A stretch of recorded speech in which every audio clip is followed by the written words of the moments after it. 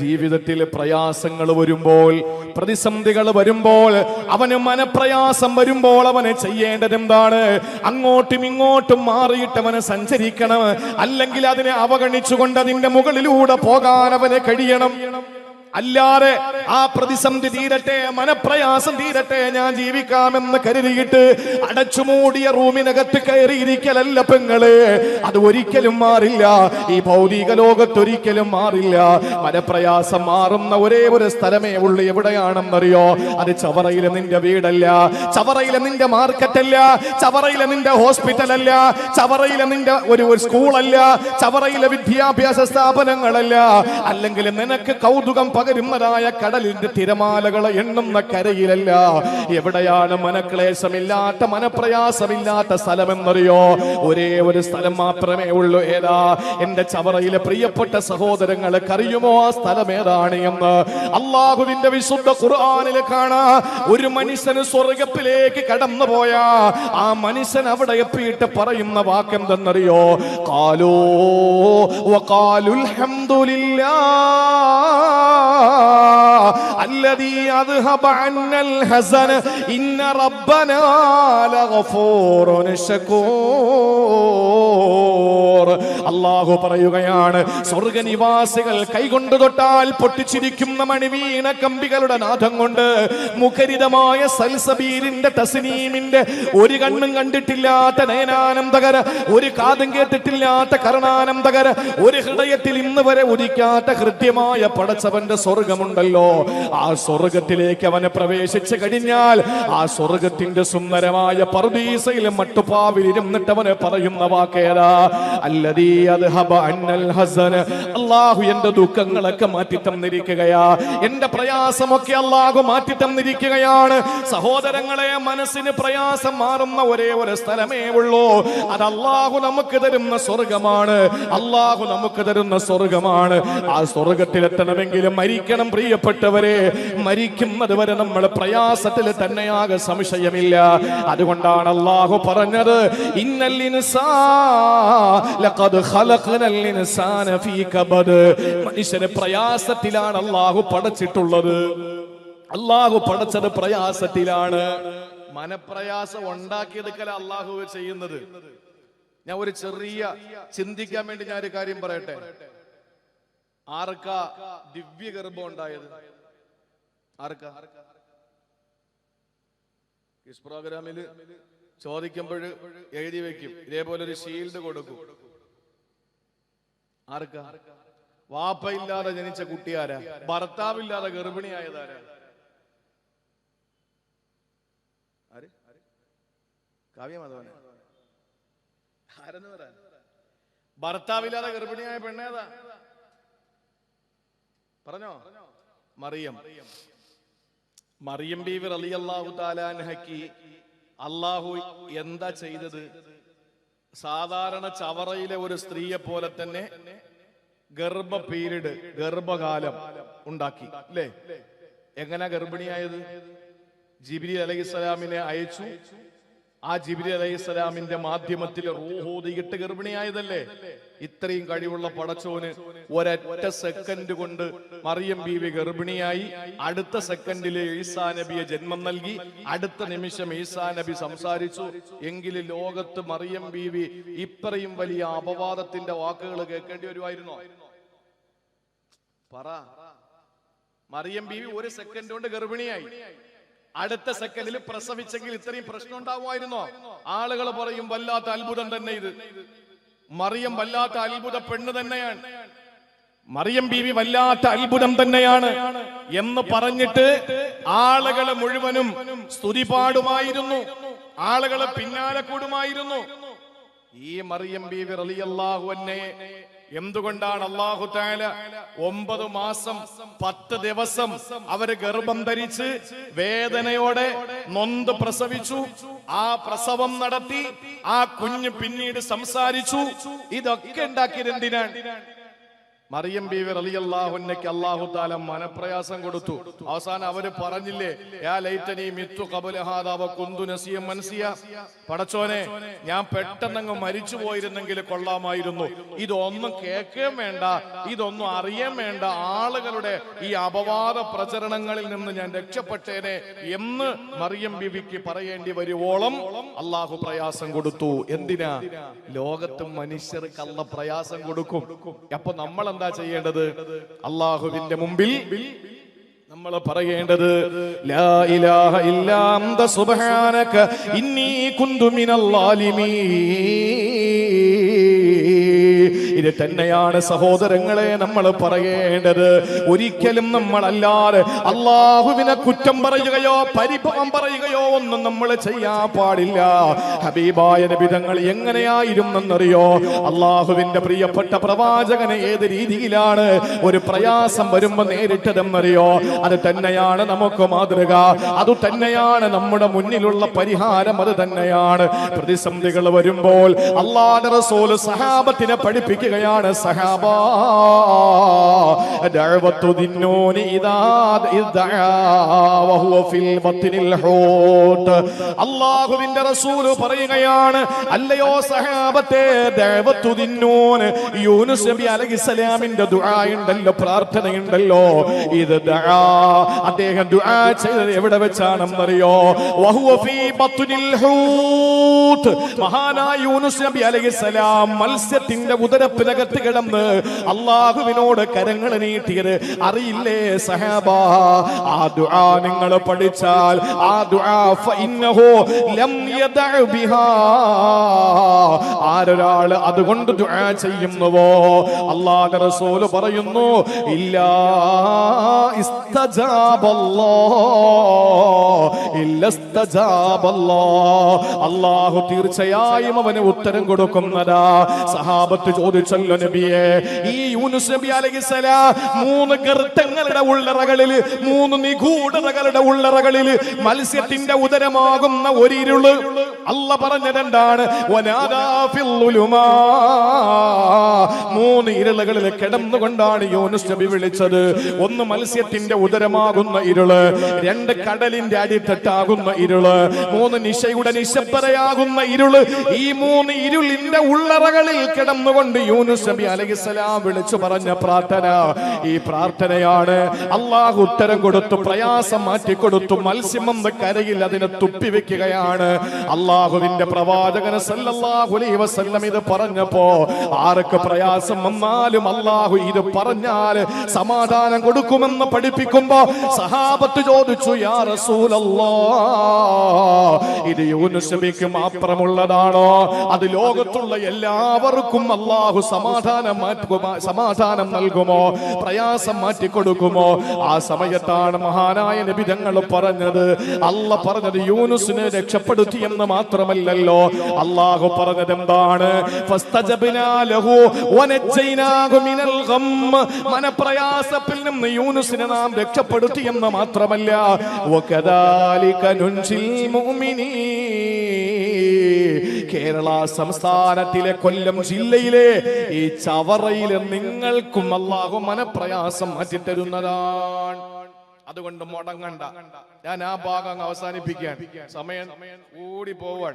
അതുകൊണ്ട് പ്രിയപ്പെട്ടവരെ, മനസ്സിന് സ്വസ്ഥതയുള്ള ആളുകൾക്ക് പരിഹാരം അള്ളാന്റെ ഖുർആൻ.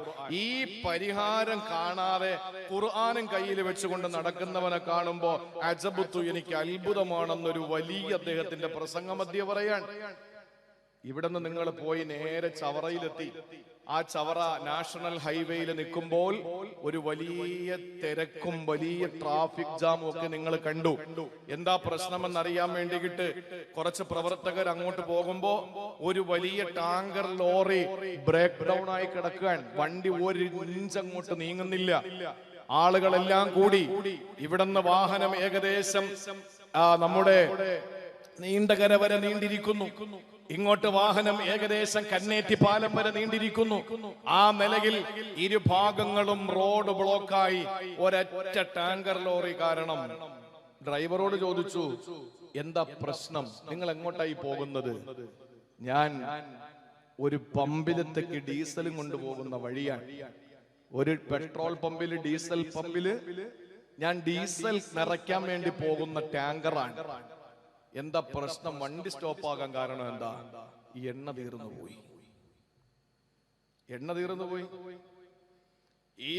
ഈ ടാങ്കില് മൊത്തം ടാങ്കറിൽ നിറച്ച് ഡീസലാണ് എന്ന് പറഞ്ഞിട്ട് കാര്യമുണ്ടോ? ഈ വണ്ടിക്ക് ഓടാൻ പറ്റിയ ഒരു ചെറിയ ടാങ്ക് ഉണ്ട്, അതിനകത്ത് എണ്ണ ഇല്ലെങ്കിൽ 1000 വണ്ടികൾക്കടിക്കാനുള്ള എണ്ണ എന്റെ കയ്യിലുണ്ട് എന്ന് പറഞ്ഞിട്ട് വല്ല കാര്യമുണ്ടോ? വണ്ടി അവിടെ തന്നെ കിടക്കും. ഇത് എന്നാ ഇപ്പൊ മുസ്ലിം ഉമ്മത്ത് അനുഭവിക്കുന്നത്? കയ്യില് ഖുർആൻ, ഇടത്തെ കയ്യില് കൗണ്ടർ, കഴുത്തില് തസ്ബീഹിന്റെ മാല, ഇട്ടിരിക്കുന്നത് നിസ്കാര കുപ്പായം, ഇല്ലേ? പാപ്പ ഹാജിയാര്, മോഹൻ ഹാഫിള്, ഉസ്താദ്, ഭർത്താവ് ഉസ്താദ്, സഹോദരങ്ങളെല്ലാം തങ്ങന്മാര്. ഇങ്ങനെയൊക്കെയുള്ള ഒരാളിനെ സംബന്ധിച്ചിടത്തോളം ഇതൊക്കെ ഉണ്ട് എന്ന് പറഞ്ഞിട്ട് വല്ല കാര്യമുണ്ടോ? ജീവിതത്തിൽ വിശുദ്ധ ഖുർആനുമായിട്ട് ബന്ധമില്ലെങ്കിൽ അവന്റെ കയ്യില് ഖുർആനുണ്ട് എന്ന് പറഞ്ഞിട്ട് വല്ല അർത്ഥമുണ്ടോ? അവന്റെ പള്ളി, മുസ്ലിം പള്ളിയിൽ അവന്റെ പേര് രജിസ്റ്റർ ചെയ്തു എന്നതിന്റെ പേരിൽ എന്തെങ്കിലും അർത്ഥമുണ്ടോ? അവന്റെ വാപ്പായെ പള്ളിയിലാണ് അടക്കിയത് എന്ന് പറഞ്ഞിട്ട് കാര്യമുണ്ടോ? അവന്റെ വാപ്പ മരിച്ചപ്പോൾ ആളുകളൊക്കെ ദ്വാരക്കാൻ ഉസ്താദും ജമാഅത്ത് മഹല്ല് ഭാരവാഹികളൊക്കെ വന്നു എന്ന് പറഞ്ഞിട്ട് വല്ല കാര്യമുണ്ടോ? ഉപ്പാപ്പാക്ക് ആന ഉണ്ടെന്ന് പറഞ്ഞിട്ട് യവന്റെ വൃട്ടഭാഗത്ത് തഴമ്പുണ്ടാവൂലല്ലോ. അപ്പൊ വേണ്ടത് യവന്റെ വേണ്ട സ്ഥലത്താണ്. അതുകൊണ്ട് പ്രിയപ്പെട്ടവരെ, മാനസികമായ വിഷമങ്ങളും ദുഃഖങ്ങളും അനുഭവിക്കുമ്പോ നമ്മൾ ചെയ്യാനുള്ളത് ഒരൊറ്റ കാര്യം, വിശുദ്ധ ഖുർആനിലേക്ക് മടങ്ങുക. എന്നിട്ട് ആ ദുആ നമ്മൾ ചൊല്ലുക, ലാ ഇലാഹ ഇല്ലാ അന്ത സുബ്ഹാനക ഇന്നി കുന്തു മിനൽ ളാലിമീൻ. ആ നിമിഷം അല്ലാഹു നമ്മുടെ പ്രയാസം മാറ്റി തരും. നിക്കട്ടെ. ഇനി രണ്ടേതാ? ഒന്ന് മനസ്സിന്റെ പ്രയാസം, രണ്ടേതാ?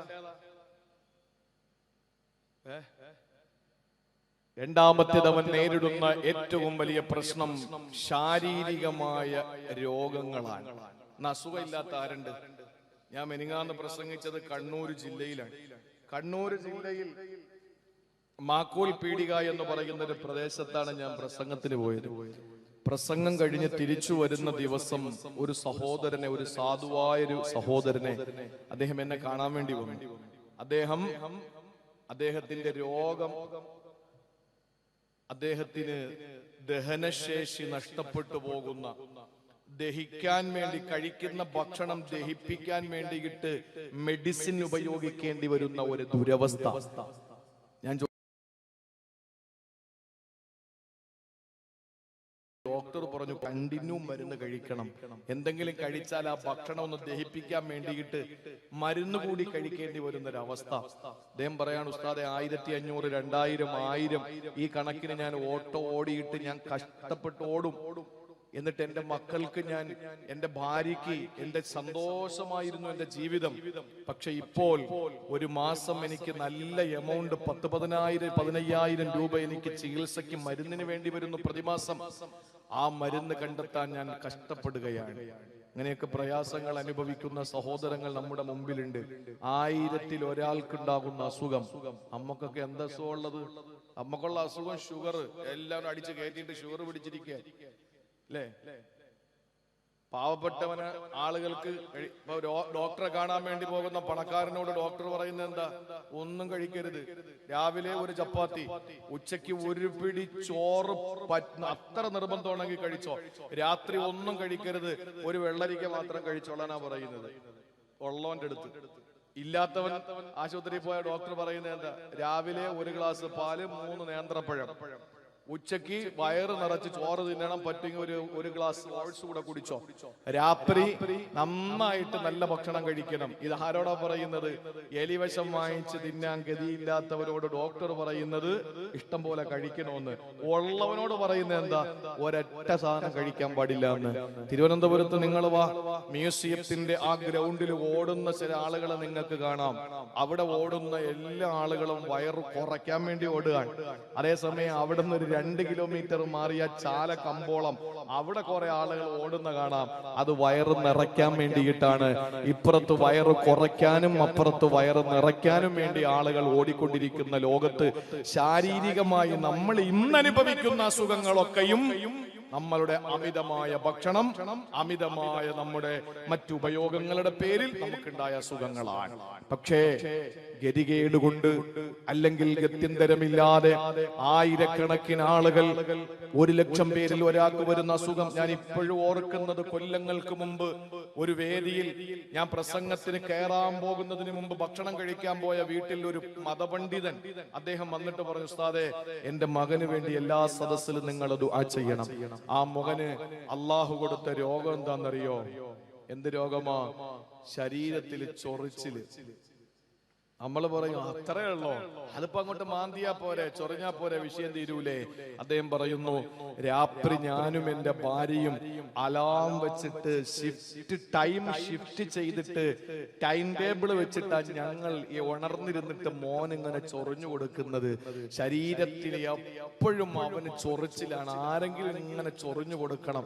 ആ ഒരു അവസ്ഥയിൽ അള്ളാഹു ആ മകന് രോഗം കൊടുത്തു. അള്ളാഹു ശിഫയാക്കട്ടെ. എന്തൊക്കെ രോഗങ്ങളാ പ്രിയപ്പെട്ടവരെ! ഈ രോഗങ്ങൾ ഉണ്ടാകുമ്പോൾ ആ മഹാനായ വലിയ പറയുകയാണ്, അജബ്തു, എനിക്ക് അത്ഭുതമാണ്, ശാരീരികമായ പ്രയാസത്തിൽ രോഗങ്ങളുടെ പേരില് നട്ടം തിരിയുന്നവരെ, രോഗത്തിന്റെ പേരിൽ കഷ്ടപ്പെടുന്നവരെ എനിക്ക് അത്ഭുതം തോന്നുകയാ. കൈഫ യഗ്ഫുലു അൻ ഖൗലില്ലാ, അള്ളാഹുവിന്റെ വാക്ക് നിങ്ങൾ എന്തേ കേൾക്കാതെ പോയത്? അള്ളാഹുവിന്റെ ഖുർആനിലേക്ക് നിങ്ങൾക്ക് മടങ്ങിക്കൂടെ? എന്താ ഖുർആനിൽ അള്ളാഹു പറഞ്ഞത്? റബ്ബി ഇന്നി മസ്സനിയൽ ളുർ വ അൻത അർഹമുർ റഹീമീൻ. ഇതാര് പറഞ്ഞ വാക്കെന്നറിയോ? അള്ളാഹു രോഗം കൊടുത്തു പരീക്ഷിച്ച ഒരു പ്രവാചകനുണ്ട്. ആ രോഗം എന്താണെന്നോ? ആ പ്രവാചകത്വത്തിന് മുമ്പാണോ ശേഷമാണോ? ഇതൊക്കെ അഭിപ്രായ വ്യത്യാസങ്ങളും ദീർഘമായ ചർച്ചകളും നടത്തേണ്ടതാണ്. പക്ഷെ ഒന്ന് നിങ്ങൾ അറിയണം, അള്ളാഹുവിന്റെ ഖുർആൻ ഏറ്റവും നല്ല ക്ഷമയുള്ളയാളെന്ന് പരിചയപ്പെടുത്തിയ അള്ളാഹുവിന്റെ പ്രവാചകൻ അയ്യൂബ് നബി അലൈഹിസ്സലാം ഭാര്യമാരുപേക്ഷിച്ചു പോയില്ലേ? കല്യാണം കഴിഞ്ഞ് താലി കെട്ടിയ തന്റെ പ്രിയപ്പെട്ട ഭാര്യമാര് തങ്ങളുടെ രാത്രികളെ ധന്യമാക്കി മാറ്റിയ തന്റെ ചൂടും ചൂരുമേറ്റ് കൂടെ കിടന്ന തന്റെ സുഖദുഃഖങ്ങളിലെ പങ്കാളിയായ പ്രിയപ്പെട്ട ഭാര്യ, ആ ഭാര്യ പോലും ഉപേക്ഷിച്ചു പോയില്ലേ? അള്ളാഹു സമ്പത്തെല്ലാം തിരിച്ചെടുത്തില്ലേ? അള്ളാഹു പരീക്ഷണങ്ങളുടെ പേമാരി പെയ്തിറക്കി കൊടുക്കുകയാ. പരീക്ഷണങ്ങളുടെ പ്രളയമായിരുന്നു അയ്യൂബ് നബി അലൈഹിസ്സലാമിന്. അള്ളാഹു ഇത്രയും വലിയ പരീക്ഷണങ്ങൾ കൊടുത്തപ്പോ സഹോദരങ്ങളെ, അയ്യൂബ് നബി അലൈഹിസ്സലാം അവധാനതയോടെ, ക്ഷമയോടെ അത് നേരിടുകയാ. അതുകൊണ്ട് തന്നെ അള്ളാഹു പറഞ്ഞു, നിഅമൽ അബ്ദു ഇന്നഹു അവ്വാബ്.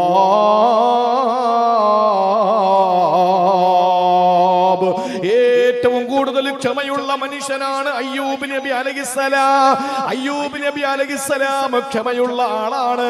ലോകത്തെ ഏറ്റവും വലിയ ക്ഷമയുള്ള ശാരീരികമായ ദുർബലതകളില് അള്ളാഹുവിന്റെ പ്രവാചകൻ അയ്യൂബ് നബിയോളം ക്ഷമയുള്ള വേറെ ആരുമില്ല. രോഗ കഠിനമായ സമയത്ത് അയ്യൂബ് നബി അലൈഹിസ്സലാം പറഞ്ഞ വാക്കെന്തെന്നറിയോ? റബ്ബി ഇന്നി മസ്സനിയൽ ളുർ വ അൻത അർഹമുർ റഹീമീൻ. അല്ലാഹുവേ, എന്റെ രക്ഷകനായ അല്ലാഹ്,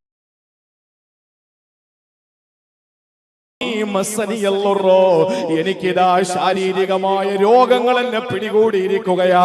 എന്റെ ശരീരം ഇങ്ങനെ തളർന്നു പോയിരിക്കുകയാ. രോഗം പിടികൂടിയിട്ട് എന്റെ ശരീരത്തെ കാർന്ന് തിന്നുകയാണ് തമ്പുരാനെ. അള്ളാഹുവേ, നീ എനിക്ക് മാത്രം എന്തിന് അസുഖം തന്നു? ചോദ്യം അയ്യൂബ് നബി അങ്ങനെ ചോദിച്ചില്ല. എന്റെ രോഗം എന്തേ നീ മാറ്റാത്തത്? ആ ഒരു ചോദ്യം അയ്യൂബ് നബിയുടെ ചോദ്യമല്ല. അള്ളാഹുവേ, എന്നെ എന്തിനാണ് ഇങ്ങനെ പരീക്ഷിക്കുന്നത്? അയ്യൂബ് നബിക്ക് അങ്ങനെ ഒരു ചോദ്യമില്ല. അയ്യൂബ് നബി അലൈഹിസ്സലാം നമുക്ക് മാതൃകയാണ്. അള്ളാഹു പരീക്ഷണങ്ങൾ കൊടുത്തപ്പോ, ശാരീരികമായ രോഗങ്ങളെ വേട്ടയാടിയപ്പോ അയ്യൂബ് നബി അലൈഹിസ്സലാം പറഞ്ഞ വാക്കെന്തെന്നറിയോ? പരിഭവമില്ല, പരാതിയില്ല. അയ്യൂബ് നബി പറയുകയാണ്, ഇന്നി മസ്സനിയൽ ളുർ. പടച്ചവനെ, പരീക്ഷണങ്ങൾ എനിക്ക് തന്നല്ലോ. അള്ളാഹുവേ, എന്നെ ഇതാ ശരീരത്തിന് രോഗം കാർന്ന് തിന്നുകൊണ്ടിരിക്കുക. പക്ഷെ അല്ലാഹ് പടച്ചവനെ നീ കരുണാമയനാണ് അല്ലാ, കാരുണ്യവാനാണ് അല്ലാ, നീ റഹ്മാനാണ് അല്ലാ, നീ റഹീമാണ് അല്ലാ, നീ ഏറ്റവും വലിയ കരുണ കാണിക്കുന്നവനാണ് റബ്ബേ. ഒരു പരാതിയും എനിക്കില്ല തമ്പുരാനെ, എനിക്കെന്തിന് രോഗം തന്നു എന്ന ചോദ്യം എനിക്കില്ല പടച്ചവനെ. എനിക്ക് രോഗം വന്നു, പക്ഷെ എനിക്കൊന്നറിയാം, നീ കരുണയുള്ളവനാണ്, അർഹമുർ റഹീമീനാണ്, ഏറ്റവും വലിയ കാരുണ്യമുള്ളവനാണ്. ഇത് മഹാനായ അയ്യൂബ് നബി അലൈഹിസ്സലാം പറഞ്ഞു. എന്നിട്ട് അല്ലാഹു പറഞ്ഞ വാക്കെന്താ? ഈ വലിയ പറയുന്നു, ശാരീരികമായ രോഗം പിടികൂടുന്ന സമയത്ത് പലരും ക്യാൻസർ എന്ന മാരക രോഗം പിടിപെട്ടപ്പോ ആ രോഗത്തിന്റെ കാഠിന്യതയിൽ അവസാനം പറഞ്ഞു പോയിട്ടുണ്ട്, ഒന്നും മരിച്ചെങ്കിൽ തമ്പുരാനെ, മരിച്ചെങ്കിൽ തമ്പുരാനെ. പച്ച ശരീരത്തിലെ ഒരു മുറിവില് പച്ചമുളക് അരച്ച് തേക്കുന്ന വേദന ാണെന്നൊരു ക്യാൻസർ രോഗി ഒരിക്കൽ എന്നോട് പറഞ്ഞു. ചോദിക്കപ്പെട്ടപ്പോൾ ആ മനുഷ്യന്റെ മറുപടി പറയാൻ പറ്റാത്ത നീറ്റലാണ്, വേദനയാണ്. ക്യാൻസർ രോഗം പിടിപെട്ടപ്പോൾ അവസാന ഈമാനുള്ള മനുഷ്യനാണ് പറഞ്ഞത്, ഒന്നും മരിച്ചെങ്കിലെന്ന് ഈമാനുള്ളത് കൊണ്ടാണ് ഉസ്താദേ, ഞാൻ ഇല്ലെങ്കിലും മരിച്ചു കളഞ്ഞേനെ എന്ന് ഉറക്കെ പറയേണ്ടി വന്നത് എന്തുകൊണ്ടാ? ആ മനുഷ്യന് ഈമാനുള്ളത് കൊണ്ട് മരിക്കാതിരിക്കുന്നതാ. എന്തേ ഇങ്ങനെ ഒരു വാക്ക് നമ്മുടെ ഭാഗത്ത് നിന്ന് വരേണ്ട കാര്യമില്ല. അയ്യൂബ് നബിക്ക് പിടിപെട്ട രോഗങ്ങൾ, കഠിനമായ രോഗങ്ങൾ, എത്രയോ പേജുകളാണ് മുഫസ്സിരീങ്ങൾ മാറ്റിവെച്ചത് വിവരിക്കാൻ. അതിലേക്കൊന്നും നമ്മൾ പോകേണ്ട കാര്യമില്ല. ആ സമയത്തും പരിഭവങ്ങളും പരാതിയുമില്ലാതെ അയ്യൂബ് നബി പറഞ്ഞത്, ഇന്നീ മസ്സനിയല്ലുർ, റബ്ബേ എനിക്കറിയാം എന്റെ ശരീരം രോഗം കാർന്ന് തിന്നുകയാ, പക്ഷേ വഅന്ത അർഹമുർ റഹീമീൻ, നീ കരുണയുള്ളവനാണ് തമ്പുരാനേ. അല്ലാഹു ഉടനെ എന്താ പറഞ്ഞത്? ഫസ്തജബ്നാ ലഹു, ഞാൻ ഉത്തരം ആ ഉത്തരം കൊടുത്തു. എന്നിട്ടോ വകശഫ്നാ മാ ബിഹി മിൻ ളുർ, അല്ലാഹു പറയുന്നു വകശഫ്നാ മാ ബിഹി മിൻ ളുർ, അയ്യൂബ് നബിയുടെ രോഗം എടുത്തു കളഞ്ഞു ഞാൻ. അള്ളാഹ്ക്ക് കഴിവുണ്ടല്ലോ ഈ രോഗം തരാനും എടുത്തു കളയാനും. അപ്പൊ ശാരീരികമായ രോഗങ്ങൾ നേരിടുന്ന സമയത്ത് ആശുപത്രി പോകാതെ ക്രൈസ്തവ മതവിഭാഗത്തിൽ ഒരു വിഭാഗം ആളുകൾ ചികിത്സിക്കാത്ത ആളുകളാണ്. ഇസ്ലാം പഠിപ്പിച്ച എന്താണ്? ചികിത്സിക്കണം.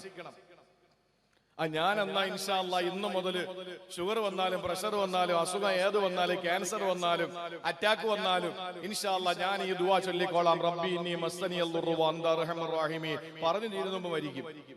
അത് സംശയമൊന്നുമില്ല. ചികിത്സിക്കണം. ഇത് അള്ളാഹുവിന്റെ നിലപാടാണ്, അള്ളാഹുവിന്റെ തീരുമാനം എന്താണ്? അയ്യൂബ് നബിക്ക് രോഗം കൊടുത്തു. അയ്യൂബ് നബി എന്താ പറഞ്ഞത്? റബ്ബി ഇന്നി മസ്സനിയൽ ളുർറു വഅന്ത അർഹമുർ റഹീമീൻ, പടച്ചോനെ എനിക്ക് ളുർറത്തി, നീ കരുണമയനാണ് എന്ന് പറഞ്ഞപ്പോ അള്ളാഹു പറഞ്ഞു ഫസ്തജബ്നാ ലഹു, ഞാൻ ഉത്തരം നൽകിയിരിക്കുന്നു.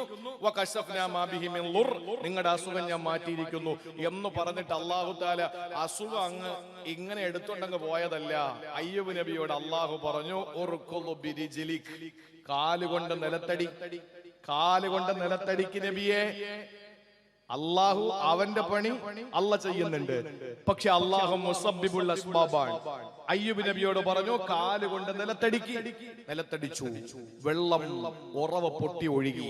അല്ല പറഞ്ഞു ഹാദാ മുഗ്തസലുൻ ബാരിദ്, ഇതാ നിങ്ങൾക്ക് കുളിക്കാനുള്ള ശുദ്ധവെള്ളം, വശറാബ്, കുറച്ച് കുടിക്കുകയും വേണം. കുടിച്ചപ്പോൾ ഉള്ളിലുള്ള രോഗവും മാറി, കുളിച്ചപ്പോൾ പുറത്തുള്ള രോഗവും മാറി. അയ്യൂബ് നബി അലൈഹിസ്സലാം രോഗമുക്തനായി എന്ന് വിശുദ്ധ ഖുർആൻ. എന്തേ അയ്യൂബ് നബി അലൈഹിസ്സലാമിന് നേരിട്ട് അല്ലാഹു തആല അങ്ങ് രോഗശിഫിയാക്കിയാ പോരായിരുന്നോ? പ്രാർത്ഥിച്ചില്ലേ അയ്യൂബ് നബി? പക്ഷെ അള്ളാഹു എങ്ങനെ രോഗം മാറ്റി കൊടുക്കുന്നത്? സബബുകൾ കൊണ്ടാണ്. അതുകൊണ്ടാണ് മെഡിക്കൽ കോളേജ് വെച്ചു, താലൂക്ക് ഹോസ്പിറ്റൽ വെച്ചു, ജനറൽ ഹോസ്പിറ്റൽ വെച്ചു, ചെറിയ ചെറിയ ക്ലിനിക്കുകൾ വെച്ചു, ചില മെഡിക്കൽ സ്റ്റോറുകൾ വെച്ചു, ഹോമിയോപ്പതി കൊണ്ടുവന്നു, അലോപ്പതി കൊണ്ടുവന്നു, ആയുർവേദം കൊണ്ടുവന്നു. ആയുർവേദക്കാര് പറയുന്നു അലോപ്പതി പച്ചക്കള്ളമാന്ന്, അലോപ്പതിക്കാര് പറയുന്നു ഹോമിയോ പച്ചക്കള്ളമാന്ന്, ഹോമിയോ പറയുന്നു അലോപ്പതിയും ആയുർവേദവും പച്ചക്കള്ളമാണ് എന്ന്. ഇതൊക്കെ അങ്ങോട്ട് അങ്ങോട്ടും ഇങ്ങോട്ടും പലരും പറയുന്നുണ്ടെങ്കിലും അള്ളാഹു വെച്ച ഒരു കാര്യം സബബുകൾ കൊണ്ടാണ് മനുഷ്യന്റെ രോഗം മാറുക. ഹോമിയോയിലാണെങ്കിൽ ഈ ഹോമിയോ പോ, ആയുർവേദത്തിലാണെങ്കിൽ ആയുർവേദത്തിൽ പോ, അലോപ്പതിയിലാണെങ്കിൽ അലോപ്പതിയിൽ പോ. നീ എവിടെയെങ്കിലും പോയി മരുന്ന് വാങ്ങണം. വാങ്ങുമ്പോൾ നീ പടച്ചോനെ എനിക്ക് എന്റെ പെണ്ടാട്ടിക്ക് എന്തിനാ ഇങ്ങനെ അസുഖം തരുന്നേ, എനിക്ക് എന്റെ മക്കൾക്ക് മാത്രം എന്തിനാ അസുഖം തരുന്നത്, എന്നും നീ എനിക്കല്ലേ അസുഖം തരുന്നുള്ളൂ. അപ്പുറത്തുള്ളവൻ കുതിര ഓടും പോലെ ഓടും, അവന്റെ ഭാര്യ കുതിര ഓടുന്നത് പോലെ ഓടുന്നത് കണ്ടിട്ട് എനിക്ക് മാത്രം എന്തേ നീ അസുഖം തരുന്നത്, എന്റെ ഭാര്യയ്ക്ക് മാത്രം എന്താ അസുഖം, അവന്റെ ഭാര്യയ്ക്ക് മക്കൾക്കും അസുഖമില്ലല്ലോ എന്ന് വായി നോക്കി നിന്നിട്ട് ആരാന്റെ വീട്ടിലേക്ക് തലയിട്ട് നോക്കിയിട്ട് അവിടത്തെ സുഖം കണ്ടിട്ട് നിന്റെ മനസ്സ് വേദനിക്കണ്ട. നീ പറയേണ്ടത് എന്താ, അള്ളാഹുവേ നീ എനിക്ക് എത്ര രോഗം തന്നാലും നീ റഹ്മാനും റഹീമുമല്ലേ, അർഹമുർ റഹീമീനല്ലേ, നീ എനിക്ക് മാറ്റിത്തരുമെന്ന് എനിക്കറിയാം. ആ ഒരു മനസ്ഥിതി നമുക്കുണ്ടെങ്കിൽ അള്ളാഹ് പറയുന്നു ഫസ്തജബ്നാ ലഹു വകശഫ്നാ മാ ബിഹി മിൻ ളുർ. ഉറപ്പാണ്. ആ മഹാനായ മനുഷ്യൻ പറയുന്നു, എന്നെ അത്ഭുതപ്പെടുത്തിയത് ഇതൊക്കെ അറിയുന്ന ഒരാള് എന്തിനാണ് ശാരീരികമായ ഒരു രോഗം വരുമ്പോ ഇങ്ങനെ കിടന്ന് പ്രയാസപ്പെടുന്നത്? അവൻ ചികിത്സിച്ചോട്ടെ. അയ്യൂബ് നബി അലൈഹിസ്സലാമിന് ആ മാതൃക ലോകത്ത് ഖുർആന പരിചയപ്പെടുത്തിയത്. ആ രോഗം അയ്യൂബ് നബി അലൈഹിസ്സലാമിന് മാറ്റിക്കൊടുക്കാൻ അല്ലാഹു തആല ഒരു സബബിലൂടെ, നിർഗളിച്ച ജലപ്രവാഹത്തിലൂടെ കുടിക്കുകയും കുളിക്കുകയും ചെയ്ത ഉള്ളിലും പുറത്തും ലാഹിറും ബാത്തിനുമായ എല്ലാ രോഗങ്ങളെയും അല്ലാഹു തആല മാറ്റിയിട്ട് അയ്യൂബ് നബി അലൈഹിസ്സലാമിന്റെ പോയ ഭാര്യ തിരിച്ചു വന്നു, സമ്പത്ത് തിരിച്ചു കൊടുത്തു, നല്ല ആരോഗ്യം കൊടുത്തു. വീണ്ടും അല്ലാഹുവിന്റെ ദീനി ദഅവത്തിലും ഖിദ്മയിലുമായിട്ട് ആ മനുഷ്യൻ കഴിഞ്ഞുകൂടി. സഹോദരങ്ങളെ, എന്തുകൊണ്ട്? ഒരു പ്രയാസം വന്നപ്പോ, ശാരീരികമായ പ്രശ്നം വന്നപ്പോ അദ്ദേഹത്തിന്റെ നിലപാട് ഇത് നമുക്ക് ഉണ്ടാകണം. നമ്മൾ പറയണം, അല്ലാഹുവേ എനിക്ക് അസുഖം വന്നു. നമ്മളിപ്പോ നോക്ക മറ്റുള്ളവർക്ക് എന്തേ അസുഖം വരാത്തത്, ആ നമ്മുടെ പ്രശ്നം. അത് പൊതുവെ നമ്മൾ അങ്ങനെ, നമ്മുടെ വീട്ടില് കറണ്ട് പോയാൽ പോയോ, അമ്മടുത്ത് വെറുതെ ചോദ്യം ചോദിച്ചു പോയായിരിക്കും അല്ലേ? കറണ്ട് പോയാൽ നമ്മൾ എന്താ ചെയ്യുന്നത്? വീട്ടിൽ കറണ്ട് പോയാൽ എന്താ ചെയ്യുന്നത്? നമ്മുടെ വീട്ടിൽ കറണ്ട് പോയാൽ നമ്മൾ എന്ത് ചെയ്യും? ആദ്യം ചെയ്യുന്നത് എന്താ?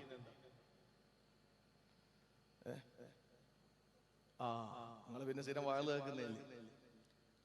കറണ്ട് പോയി കഴിഞ്ഞാൽ ഉമ്മ മോനോട് പറയുന്നത്, മോനെ അപ്പുറത്തുണ്ടോ നോക്കടാന്ന് ചോദിക്കും. അപ്പുറത്ത് പോയി ഉമ്മ അൽഹംദുലില്ലാഹ്. ഇതാണ് മനുഷ്യന്റെ സ്വഭാവം. നമ്മക്കൊരു അസുഖം വന്ന അപ്പുറത്തുണ്ടോ, എന്നാ പിന്നെ നാടോടെ പനിയല്ലേ, കുഴപ്പമില്ല. എന്റെ മോന് മാത്രം വന്നാലോ പിന്നെ ആകെ വെപ്രാളമായി. അപ്പുറത്തെ മോനും പനിയാണ്, പ്രശ്നമില്ല. അപ്പുറത്തെ കുട്ടിക്കും രോഗമാണ്, പ്രശ്നമില്ല. നമ്മൾ അപ്പുറത്തുള്ളവരുടെ കാര്യം നോക്കേണ്ട കാര്യമില്ല. നിനക്ക് അല്ലാഹു അസുഖം തരും. ഒരിക്കലൊരു സഹാബി പനി പിടിക്കുന്നതിന്റെ മഹത്വം നബിതങ്ങൾ ഇങ്ങനെ പറയാൻ, പനി ഉണ്ടാകാൻ വേണ്ടിയിട്ട് മഴയത്തിറങ്ങി നനഞ്ഞിട്ട് പനി ഉണ്ടാക്കണ്ട. ഓട്ടോമാറ്റിക്കായി സഹജമായി അല്ലാഹു ഒരു പനി നമുക്ക് തന്നാൽ അത് നല്ലതാണെന്ന് കൂട്ടിക്കോ, നല്ലതാണെന്ന് കൂട്ടിക്കോ. ഒന്നും പ്രസംഗിക്കാൻ പറ്റാത്ത കാലോ സഹോദരങ്ങളെ, ഇത് മതി. ഇനി കുറെ നിരീശ്വരവാദിയൊക്കെ ഒന്നും പറയാൻ പറ്റാത്ത കാര്യമാണ്. പറഞ്ഞാലും അള്ളാന്റെ തൗഫീഖ് കൊണ്ട് പറയുന്ന കാര്യം തിരുത്തി പറയുമെന്നോ, പറയുന്ന കാര്യത്തിൽ ഖേദം പ്രകടിപ്പിക്കുമെന്നോ, പറയുന്ന കാര്യത്തിൽ പശ്ചാത്താപം ഉണ്ടോന്നോ ഒരാളും പ്രതീക്ഷിക്കണ്ട. ഞാൻ പറഞ്ഞ ഒന്ന് രണ്ട് വിഷയങ്ങൾ ചുമ്മാ വല്ലാതെ അതിനെ ഇങ്ങനെ ഇട്ട് അതിനെ ഈ മുറിവ് ഉണങ്ങാൻ സമ്മതിക്കാതെ അതിനെ വീണ്ടും ഇങ്ങനെ ചൊരണ്ടി ചൊരണ്ടി ചൊരണ്ടി ഇങ്ങനെ അതിനെ വീണ്ടും മുറിവാക്കിക്കൊണ്ടിരിക്കുന്ന കുറെ ആളുകളുണ്ട്. ഒരു വേദിയിൽ ഞാൻ പ്രസംഗിച്ചിറങ്ങുമ്പോ ഭക്ഷണം കഴിക്കാൻ പോയി വീട്ടിൽ നിന്ന് ഇറങ്ങി വരുമ്പോ 2-3 പേര് കൈ കാണിച്ചു വണ്ടി നിർത്തി. അപ്പൊ അവരെന്നോട് പറഞ്ഞു, ഒരു പ്രസംഗം കേൾപ്പിച്ചിട്ട് പറഞ്ഞു, ഈ പ്രസംഗം നിങ്ങൾ തിരുത്തി പറയണം. അപ്പൊ ഞാൻ നോക്കുമ്പോൾ വേറൊരുത്തൻ ഒരു കുരുട്ട് സാധനം വന്നിട്ട് ഇങ്ങനെ മൊബൈൽ വെച്ച് റെക്കോർഡ് ചെയ്യാണ്, ഞാൻ അറിയാതെ. ഞാൻ പറഞ്ഞ പൊക്കി പിടിച്ചോ, നല്ലോല കിട്ടണ്ടേ, നല്ലോല കിട്ടട്ടെ, നീ പൊക്കി പിടിച്ചോ. അവർക്ക് ഞാൻ അപ്പോഴാ വിഷയത്തിൽ മാപ്പ് പറയണം. മാപ്പ് പറയാൻ ഞാൻ സവർക്കർ അല്ലല്ലോ, മാപ്പ് പറയാൻ. അപ്പൊ എന്നോട് ഞാൻ പറഞ്ഞ മാപ്പ് പറയേണ്ട കാര്യമില്ല, ഞാൻ ഉള്ള കാര്യവും പറഞ്ഞത്. ഞാൻ അഹങ്കാരത്തിന്റെ വാക്കാണെന്ന് ആരും കരുതരുത്. ഞാൻ പഠിച്ച് കഷ്ടപ്പെട്ടിട്ടാ പ്രസംഗിക്കുന്നത്. അതുകൊണ്ട് എനിക്ക് മാപ്പ് ചോദിക്കേണ്ട കാര്യം വരില്ല, അതുകൊണ്ട് എനിക്ക് തിരുത്തി പറയേണ്ട കാര്യം വരില്ല. പഠിച്ചിട്ടാ പ്രസംഗിക്കുന്ന, അല്ലാതെ കിടന്ന് ഉറങ്ങിയിട്ട്. ഇപ്പൊ ഞാൻ വീട്ടില് ഭക്ഷണം കഴിക്കാൻ വന്നപ്പോ അൻസാർ സാഹിബിന്റെ വീട്ടിലാ, അൻസാർ സാഹിബിന്റെ വീട്ടിൽ ഭക്ഷണം കഴിക്കാൻ വന്നപ്പോ ഞാൻ വന്നപ്പോ ഞാൻ ഇങ്ങനെ ഒരു ഹദീസ് ഇങ്ങനെ നോക്കായിരുന്നു. എന്നോട് പറഞ്ഞു, ഉസ്താദേ നിങ്ങള് ആദ്യമായിട്ട് വന്നതല്ലേ, ഒന്ന് സംസാരിക്കും, നമ്മള് സംസാരിച്ചിരിക്കാം എന്ന് പറഞ്ഞു. ഞാൻ പറഞ്ഞു, നിങ്ങളടുത്ത് സംസാരിച്ചോണ്ടിരുന്ന ഞാൻ പ്രസംഗിക്കാൻ കയറിയിട്ട് ഞാൻ അൻസാർ സാഹിബിന്റെ വീട്ടിലാ ഭക്ഷണം കഴിച്ചത്. അപ്പൊ അവിടെ ഇതായിരുന്നു വിശേഷം എന്ന് പറയാൻ പറ്റൂലല്ലോ, ആളുകളുടെ മുമ്പിൽ പ്രസംഗിക്കണമല്ലോ. അപ്പൊ പഠിച്ചിട്ടാ ഞാൻ ഈ പ്രസംഗിക്കുന്നെന്നായി പറഞ്ഞത്. ഞാൻ പറഞ്ഞു ഞാൻ മാപ്പ് പറയില്ല.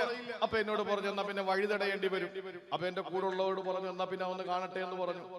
നിങ്ങൾ വഴി തടയും. അപ്പൊ ഇതാണ് ലോകം.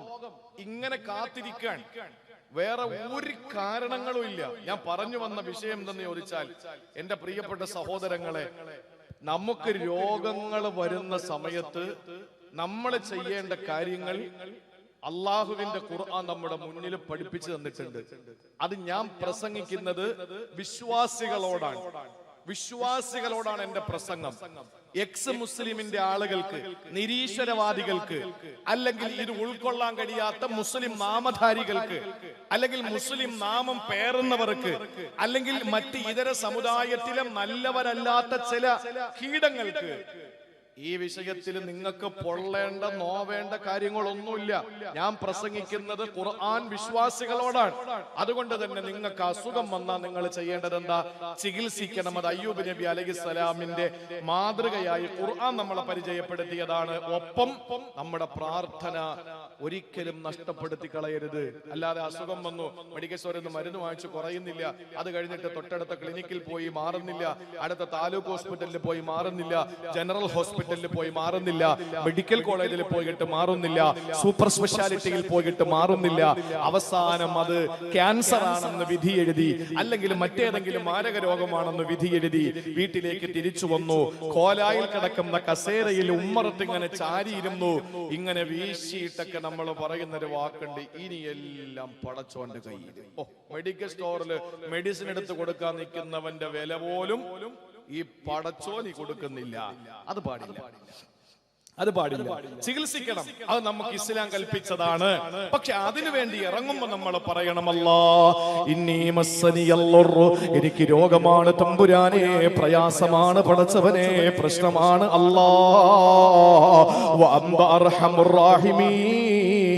നീ കരുണാമയനാണ് അല്ലാ, കാരുണ്യവാനാണ് അല്ലാ, കരുണക്കടലാണ് പടച്ചവനെ എന്ന് പറയേണ്ട ബാധ്യത ഒരു സത്യവിശ്വാസിക്കിന്റെ സഹോദര. പനി എന്താണ് എന്ന് സഹാബത്തിന് പറഞ്ഞു കൊടുക്കുമ്പോ ഒരു സഹാബി എഴുന്നേറ്റ് ചോദിച്ചു, യാ റസൂലല്ലാഹ് മൽ ഹമ്മാ, എന്താണ് പനി? എനിക്കറിയില്ല നബിയേ. റസൂലുള്ളാഹിന്റെ മറുപടി, പനി എന്താണ്, ടെമ്പറേച്ചർ എന്താണെന്ന് പറഞ്ഞു കൊടുക്കലല്ല. അഷ്റഫുൽ ഖൽഖ് പറഞ്ഞ വാക്ക് എന്തെന്നറിയോ? ഖും ലസ്ത മിന്നാ, എഴുന്നേക്ക് മോനെ, നീ നമ്മളിൽ പെട്ടവനല്ല. നമ്മളിൽ പെടണമെങ്കിൽ പരീക്ഷണങ്ങൾ വേണം, രോഗങ്ങൾ വേണം, അസുഖങ്ങൾ വേണം.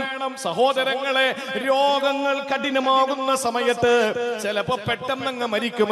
ഈ ചവറക്കാരനായ നിരവധി പണ്ഡിതന്മാരെ ഹിഫ്ള് പഠിപ്പിച്ച ഒരുപാട് ദർസുകളിൽ ഒരു കൈനറ്റിക് ഹോണ്ടയിൽ കിതാബും കൊണ്ട് നടന്നിട്ട് പിന്നീട് പച്ച പിടിച്ചപ്പോൾ സ്വന്തമായ ഒരു വാഹനം എടുത്തിട്ട് അറബി കോളേജുകൾ മുഴുവൻ കിതാബ് കൊണ്ടുപോയി കച്ചവടം ചെയ്ത് ജീവിച്ചൊരു മനുഷ്യനുണ്ടായിരുന്നല്ലോ. ആ മനുഷ്യൻ ഇന്ന് എന്റെ ശബ്ദം കേട്ടുകൊണ്ട് ഈ ചവറയിലെ പള്ളിയുടെ ഖബർസ്ഥാനിൽ കിടക്കുന്നുണ്ട്, ഹാഫിൾ അൻസാർ മൗലവി. സഹോദരങ്ങളെ, ഇതാണ് മനുഷ്യന്റെ അവസ്ഥ. അല്ലാഹു ചിലപ്പോ രോഗങ്ങൾ തന്നിട്ട് വർഷങ്ങളോളം നമ്മൾ കിടക്കുന്നു. കമ്മിൻ സഹീഹിൻ മാത മിൻ ഗൈരി ഇല്ലതി وكم من مريل عاش دهرا إلى دهري وكم من صحيح مات من غير علتي وكم من مريل عاش دهرا إلى دهري. എത്രയോ ആരോഗ്യമുള്ള ചെറുപ്പക്കാരാണ്, ഒരു രോഗവുമില്ല, പെട്ടെന്ന് വീണങ്ങ് മരിക്കുകയാ. എന്നാ ചില ആളുകൾ അവരിങ്ങനെ വീടുകളിൽ മരിക്കാതെ രോഗങ്ങളുടെ കാഠിന്യതയിൽ ട്യൂബിട്ട് ഭക്ഷണം കൊടുത്ത് മലമൂത്ര വിസർജനത്തിന് സംവിധാനങ്ങൾ ഉപയോഗിച്ച് ആളുകൾ ബൈസ്റ്റാൻഡർ ആശുപത്രി പോലെ വീട്ടിലൊരു സഹായം നിർത്തിയിട്ട് എത്രയോ ആളുകൾ വർഷങ്ങളായി കിടക്കുന്നുണ്ട്. അവർക്ക് മരണമില്ല, അവര് മരിക്കുന്നത് വൈകിയിട്ടാണ്. അവർക്ക് രോഗം അല്ലാഹു കൊടുക്കുന്നുണ്ട്. എത്ര വലിയ രോഗം അല്ലാഹു നമുക്ക് തന്നാൽ ഇപ്പൊ നമ്മൾ രോഗം ആഗ്രഹിക്കരുത്. എനിക്ക് പനി പിടിച്ചെങ്കിൽ പടച്ചോനെ, എനിക്ക് ക്യാൻസർ വന്നെങ്കിൽ അല്ല, അങ്ങനെ ഒന്നും നമ്മൾ പറയണ്ട. പക്ഷെ നമ്മൾ കൊതിക്കുന്ന ഒരു ലോകമുണ്ട്, നമ്മൾ കൊതിക്കുന്ന ഒരു ലോകമുണ്ട്. ഇമാം തുർമുദി റിപ്പോർട്ട് ചെയ്ത ഹദീസ്, സിഹാഹു സിത്ത, മുജാഹിദ്, ജമാഅത്ത് ഇസ്ലാമി, തബ്ലീഗ്, സുന്നി എല്ലാവരും അംഗീകരിക്കുന്ന 6 സിഹാഹു സിത്ത എന്ന 6 പ്രാമാണിക ഹദീസ് ഗ്രന്ഥങ്ങളുണ്ട്. അതിലൊന്നാണ് തുർമുദി. ഇമാം തുർമുദി റഹിമഹുല്ലാ തന്റെ സഹീഹ് തിർമുദിയിൽ പ്രിയപ്പെട്ടവരെ പഠിപ്പിക്കുന്ന കാര്യം എന്തെന്നറിയോ? ജാബിർ റളിയല്ലാഹു തആല അൻഹുവിൽ നിന്ന് റിപ്പോർട്ട് ചെയ്യുന്ന ഹദീസാണ്. യവദ്ദു അഹ്ലുൽ ആഫിയ, ഇവിടെ രോഗങ്ങളൊന്നും ഇല്ലാത്ത ആഫിയത്തുള്ള ആളുകൾ ആഗ്രഹിച്ചു പോകും. ഇവിടെ രോഗമൊന്നുമില്ല, ഇവിടെ ക്യാൻസർ വന്നിട്ടില്ല, ഇവിടെ ട്യൂമർ വന്നിട്ടില്ല, ഇവിടെ പ്രഷർ ഇല്ല, ഷുഗർ ഇല്ല, അൾഷിമേഴ്സ് ഇല്ല, എയ്ഡ്സ് ഇല്ല, പളർവാദമില്ല, തലച്ചോറിന് പഴുപ്പില്ല, സന്ധിവാദമില്ല, പിത്തവാദമില്ല, രക്തവാദമില്ല, ആമവാദമില്ല, ഒരു രോഗവുമില്ലാത്ത ആരോഗ്യ ദൃഢഗാത്രനായ ഒരു മനുഷ്യന് നാളെ ആഗ്രഹിച്ചു പോകും. എവിടെ വെച്ച്? യൗമൽ ഖിയാമ, അന്ത്യദിനത്തിൽ അവൻ ആഗ്രഹിച്ചു പോകും. ഹീന യുഅ്താ അഹ്ലുൽ ബലാഇ അത്തവാബ, ഇവിടെ ക്യാൻസർ പിടിപെട്ടവൻ അല്ലാഹു പരീക്ഷിക്കപ്പെട്ടവന് പ്രതിഫലം കൊടുക്കുന്ന സമയത്ത്, ഇവിടെ കഠിനമായ രോഗം പിടിപെട്ടവന് ആഖിറത്തിൽ പ്രതിഫലം കൊടുക്കുന്ന സമയത്ത്, ഇവിടെ മനപ്രയാസം അനുഭവിച്ചവന്, ഇവിടെ രോഗത്തിന്റെ കാഠിന്യതയിൽ കഷ്ടപ്പെട്ടവന്, വാപ്പ മരിക്കാൻ നേരത്ത് എന്റെ പ്രിയപ്പെട്ട വാപ്പ മരിക്കുമ്പോ വല്ലാതെ കഷ്ടപ്പെട്ടിരുന്നു. എന്റെ വാപ്പാക്ക് മൂത്രത്തിന് ട്യൂബിട്ടിരുന്നു, എന്റെ വാപ്പാക്ക് ഭക്ഷണം ഇറങ്ങിയില്ല.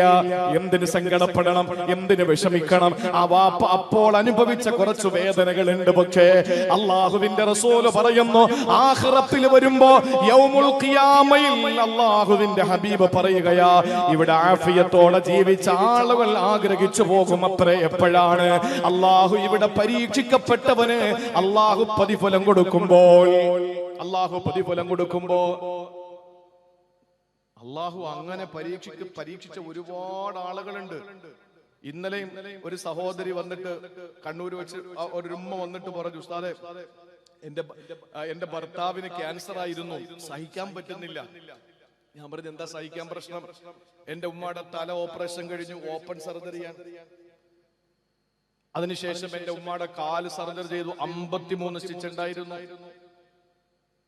അതിനുശേഷം ആ മുറിവ് ഉണങ്ങുന്നതിന് മുമ്പ് ബ്രസ്റ്റിൽ ക്യാൻസർ വന്നിട്ട്, റൈറ്റ് ബ്രസ്റ്റ് ക്യാൻസർ വന്നിട്ട് റിമൂവ് ചെയ്തു. ഞാൻ ഇതങ്ങോട്ട് പറഞ്ഞപ്പോ അവർ അന്തം വിട്ട് വായും തുറന്ന് നിൽക്കുകയാണ്. അവര് പറയുന്നത്, അള്ളാഹു ഇങ്ങനെ എല്ലാവർക്കും ഓരോരുത്തരെ കാണുമ്പോഴാണ്. ഇപ്പൊ നമ്മൾ ഒരു രോഗം പിടിപെട്ട് RCCയിലേക്ക് നമ്മൾ കൊണ്ടുപോവാൻ, ഇവിടെ വാപ്പായ RCCയിലേക്ക് കൊണ്ടുപോയി നമ്മളെ ഇവിടെ നിന്ന് കൊണ്ടുപോകുമ്പോഴൊക്കെ നമ്മുടെ മനസ്സ്, പടച്ചോനെ, ഈ മാരക രോഗം എന്റെ വാപ്പാക്ക് വന്നല്ലോ എന്നും പറഞ്ഞ് ഇങ്ങനെ സങ്കടപ്പെട്ട് കരഞ്ഞ് തളർന്ന് RCCയുടെ കവാടം അങ്ങോട്ട് കയറിയിട്ട് അവിടെ ചെന്ന് OP ടിക്കറ്റ് എടുത്ത് ഡോക്ടറെ കാണിക്കാൻ വേണ്ടി അപ്പോയിന്റ്മെന്റ് എടുക്കുന്ന സമയത്ത് 1 വയസ്സുള്ള കുട്ടി, 6 മാസമുള്ള കുട്ടി, 2 വയസ്സുള്ള കുട്ടി, കണ്ണില്ലാത്ത കുട്ടി, കാതില്ലാത്ത കുട്ടി, തലയിൽ ക്യാൻസർ വന്നത്, കണ്ണിൽ ക്യാൻസർ വന്നത്, ഇതൊക്കെ ആയിട്ട് അവിടെ കാണുന്ന കോലം കാണുമ്പോൾ നമ്മൾ ചിന്തിക്കും, ലോകത്തെ ഏറ്റവും ക്യാൻസർ രോഗികളിൽ ആരോഗ്യമുള്ളത് എന്റെ വാപ്പാക്കാണല്ലോ തമ്പുരാനെ എന്ന് ചിന്തിക്കും.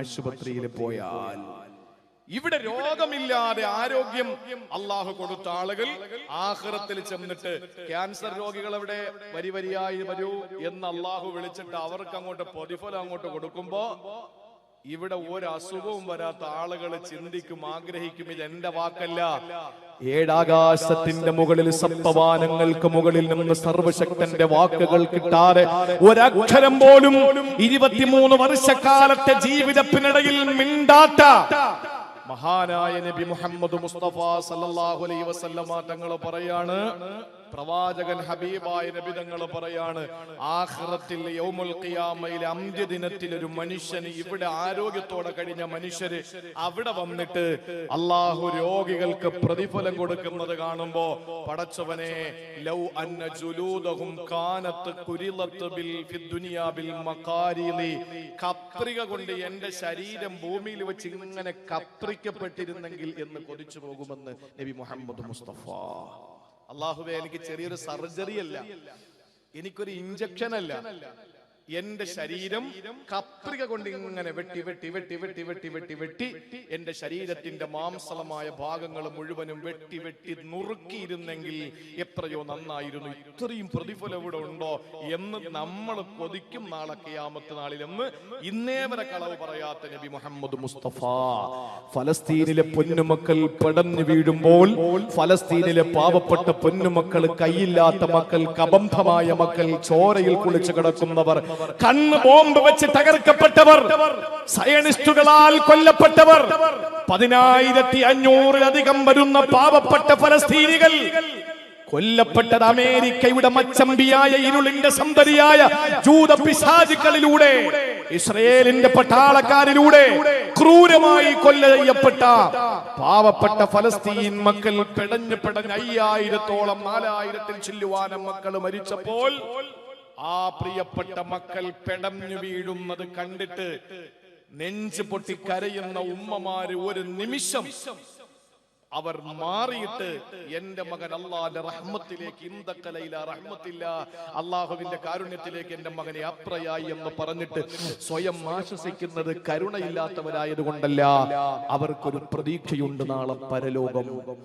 അപ്പൊ ഇവിടെ പ്രയാസവും വിഷമവും ഉള്ളവർക്ക് അള്ളാഹു അവിടെ അങ്ങോട്ട് പ്രതിഫലം കൊടുക്കുമ്പോ, ഇവിടെ ബോംബ് വെച്ചവനും, ഇവിടെ വിമാനവാഹിനി കപ്പൽ കൊടുത്തവനും, ഇവിടെ ഞാൻ സയനിസ്റ്റാനെന്ന് പറഞ്ഞവനും, ഇവിടെ ഞാൻ ഇസ്രയേൽ എംബസിയിൽ ചെന്നിട്ട് എനിക്കും കൂടെ ഒരു അനുവാദം തരുവോ, നിങ്ങളെ പട്ടാളത്തിൽ എന്നെ ചേർക്കുമോ, എന്തിനാന്ന് ചോദിച്ചപ്പോൾ, ഇവിടത്തെ വിവരം കെട്ടുപോയ തലയിൽ ചാണകം പേര് നടക്കുന്ന ഒരു വൃത്തികെട്ടവൻ അവിടത്തെ ഇസ്രയേൽ എംബസിയിൽ ചെന്നിട്ട് പറഞ്ഞത്, എനിക്കും പട്ടാളത്തിൽ ചേരണം. എന്തിനാന്ന് ചോദിച്ചപ്പോ പറഞ്ഞു, ഫലസ്തീനിലെ തീവ്രവാദികളെ കൊല്ലാൻ എനിക്ക് എന്റെ കൈ വിറയ്ക്കുന്നുണ്ട്, എനിക്ക് കൈ കൊതിക്കുന്നുണ്ട് എന്ന് പറഞ്ഞ ഇന്ത്യ മഹാരാജ്യത്തിന്റെ ഒരു പ്രതിനിധി, അയാളും നാളെ പരലോകത്ത് അള്ളാഹുവിന്റെ കോടതിയിലെത്തുമ്പോ ആഗ്രഹിച്ചു പോകും, ഞാനും ഫലസ്തീനിലെ ഒരു മൈക്കുട്ടിയായിരുന്നെങ്കിൽ, കാരണം കൊടുക്കുന്ന പ്രതിഫലം വണ്ണമാണ്.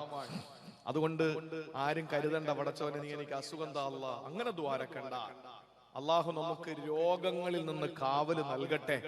ഇനി അള്ളാഹു അസുഖം തന്നാലുള്ള കാര്യമാണ് നമ്മൾ പറയുന്നത് എന്ന് കരുതി ഒരാളും രോഗം കൊതിക്കാൻ പാടില്ല എന്ന് പഠിപ്പിച്ചത് നബി മുഹമ്മദ് മുസ്തഫ സല്ലല്ലാഹു അലൈഹി വസല്ലം തങ്ങളാണ്. ഒരു കാര്യം ഞാൻ പറയാം, നമ്മളെ ഈമാൻ എത്ര ഉണ്ട് അത്രയും പരീക്ഷണം അള്ളാഹു തന്നുകൊണ്ടിരിക്കും. അള്ളാഹുവിന്റെ റസൂല് പറഞ്ഞു, അനസ് റളിയല്ലാഹു അൻഹു റിപ്പോർട്ട് ചെയ്യുന്ന ഹദീസിൽ കാണാം, ഇന്ന ഇളമൽ ജസാഇ, ഏറ്റവും വലിയ പ്രതിഫലം അള്ളാഹു തരുന്നത് മഅ ഇളമിൽ ബലാഇ, ഏറ്റവും വലിയ പരീക്ഷണങ്ങളിലൂടെയാണ്. നല്ല പ്രതിഫലം കിട്ടണമെങ്കിൽ നല്ല പരീക്ഷണങ്ങൾ നേരിടണം. എന്നിട്ട് അള്ളാഹുവിന്റെ റസൂല് പറഞ്ഞു, ഇന്നല്ലാഹ ഇദാ ഹബ്ബ ഖൗമൻ, അള്ളാഹു ഏതെങ്കിലും ഒരു സൊസൈറ്റിയെ ഇഷ്ടപ്പെട്ടാൽ, ചവറത്ത ജനങ്ങളെ കൗമിനെ അള്ളാഹു ഇഷ്ടപ്പെട്ടാൽ, ഇബ്തലാഹു, അള്ളാഹു അവർക്ക് പരീക്ഷണങ്ങൾ കൊടുത്തുകൊണ്ടിരിക്കും, എന്നും പരീക്ഷണമായിരിക്കും. ഫമൻ റളിയ ഫലഹു റിള, അത് നമ്മൾ സംതൃപ്തിയിലായ അള്ളാഹുവിന്റെ പൊരുത്തം നമുക്ക് ഉണ്ടാവും. വമൻ സഖിത, നമ്മൾ അതിൽ ദേഷ്യം പ്രകടിപ്പിച്ചാൽ ഫലഹു സുഖ്തു, അള്ളാഹുവിന്റെ ദേഷ്യം ഉണ്ടാവും. അതുകൊണ്ട് ഉണ്ടാകുന്ന പരീക്ഷണങ്ങളും രോഗങ്ങളും നമ്മൾ നേരിടേണ്ടത് എങ്ങനെയാ? റബ്ബി ഇന്നി മസ്സനി അല്ലാഹു, പടച്ചോനെ എനിക്ക് ബുദ്ധിമുട്ടുകളൊക്കെ വന്നു, വന്ത അർഹമുർ റഹീമി, പക്ഷെ നീ കരുണയുള്ളവനാ, അല്ലാതെ നീ എന്ത് കാണിച്ചു പടച്ചോനെ, എനിക്ക് അസുഖം, ഞാൻ നിസ്കാരമുള്ളവനല്ലേ, ഞാൻ നോമ്പ് പിടിച്ചില്ലേ, ഞാൻ സക്കാത്ത് കൊടുത്തില്ലേ, ഞാൻ പാവങ്ങളെ സഹായിക്കുന്നില്ലേ, ഞാൻ CMCയുടെ പ്രവർത്തകനല്ലേ, ഞാൻ പാവപ്പെട്ടവർക്ക് വീട് വെച്ചു കൊടുക്കുന്നില്ലേ, എന്നും എനിക്ക് എന്തിനാണ് അസുഖം തരുന്നത്, നീ ഇത്ര കരുണയില്ലാത്തവനായി പോയല്ലോ. ഇങ്ങനെയല്ല പറയേണ്ടത് അല്ലാ, എനിക്ക് അസുഖം വന്നു, പടച്ചോനെ നിനക്ക് ഇതിലും വലിയ അസുഖം തരാൻ കഴിയുമായിരുന്നല്ലോ. സഖാവ്, ഞാൻ രാഷ്ട്രീയം പറയുന്നതല്ല, സഖാവ് ലെനിൻ, സ്റ്റാലിൻ സഖാവ് ലെനിന് കത്തെഴുതുകയാണ്. അതേ ലെനിൻ സ്റ്റാലിനാണോ എന്റെ ഓർമ്മ പെശകാണ്, ഇനി ഒരു വിഷയാക്കി എടുക്കണ്ട. രണ്ടുപേരും സുഹൃത്തുക്കളാണ്. സ്റ്റാലിനും ലെനിനും സുഹൃത്തുക്കളാണ്. മാർക്സിസ്റ്റ് സൈദ്ധാന്തികരായ ഇവർ ഒരാൾ മറ്റൊരാൾക്ക് കത്തെഴുതി. എന്താ കത്തെഴുതി എന്നറിയോ? പക്ഷാഘാതം പിടിപെട്ട് എന്റെ ശരീരത്തിന്റെ ഒരു ഭാഗം തളർന്ന് വേദന സഹിക്കാൻ പറ്റുന്നില്ല. അതുകൊണ്ട് സഹോദരാ, എനിക്കൊരു കുപ്പി വിഷം തരണം, മരിക്കാനാണ്, വേദന സഹിക്കാൻ പറ്റുന്നില്ല. ഇതേ രോഗം പിടിപെട്ട മറ്റൊരാളുണ്ടായിരുന്നു, ഡോക്ടർ മുസ്തഫ സബായി. ഡോക്ടർ മുസ്തഫ സബായി ഒരു ഭാഗം പക്ഷാഘാതം പിടിപെട്ട് തളർന്നു കിടന്നപ്പോൾ അദ്ദേഹം തന്റെ കൂട്ടുകാരന് കത്തെഴുതിയിട്ട് പറഞ്ഞു, അൽഹംദുലില്ലാഹ്, രണ്ട് ഭാഗവും തളർത്താൻ കഴിവുള്ള എന്റെ അല്ലാഹ് ഒരു ഭാഗമേ തളർത്തിയുള്ളൂ, അൽഹംദുലില്ലാഹ്. അങ്ങനെ ആ കിടക്കയിൽ കിടന്നാണ് അദ്ദേഹം നിരവധി ഗ്രന്ഥങ്ങൾ എഴുതിയതെന്നാണ്. സ്റ്റാലിനോ ലെനിനോ ഇല്ലാത്ത ഒന്ന് മുസ്തഫ സബായി കൊണ്ട്, അതിന്റെ പേരാണ് ഈമാൻ. അതിന്റെ പേരാണ് ഈമാൻ. അതുകൊണ്ട് തന്നെ സഹോദരങ്ങളെ, നമ്മുടെ ജീവിതത്തിൽ ഒരു രോഗം വരുമ്പോൾ നമ്മൾ പറയണം, അല്ലാഹ് നീ കരുണയുള്ളവനാണ്.